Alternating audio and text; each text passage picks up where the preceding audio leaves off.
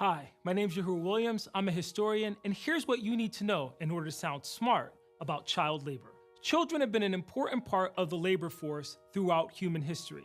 But in the 19th century, this became a problem due to industrialization, as children were exposed to dangerous working conditions. Employers, however, saw a huge benefit to the use of child labor. Children were smaller and more nimble, and so therefore could perform functions that would be more difficult for adults.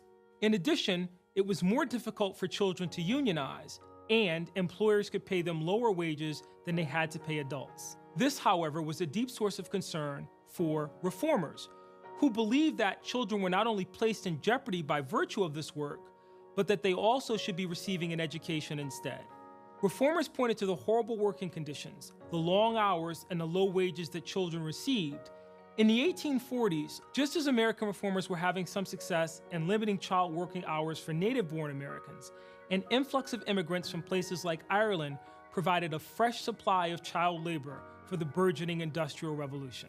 Between 1902 and 1905, several organizations committed themselves to seeing an end to child labor in the United States. But it wasn't until the advent of the Great Depression that real change was on the horizon. With so many Americans out of work, labor unions and laborers began to clamor for an end to child labor to ensure that the adult working population would have enough jobs. This proved to be an important development. Lawmakers actually drafted legislation which ended the practice in the United States, limiting working hours and improving working conditions for young people.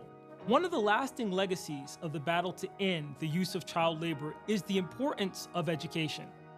American reformers were able to make the case successfully that young people in a democracy needed to be educated in order to perform their civic duty. Young people in large numbers came out and joined what became known as the Red Guards. These largely terroristic organizations were used to publicly humiliate, assault, and in some cases, even murder political enemies of Mao and the Communist Party.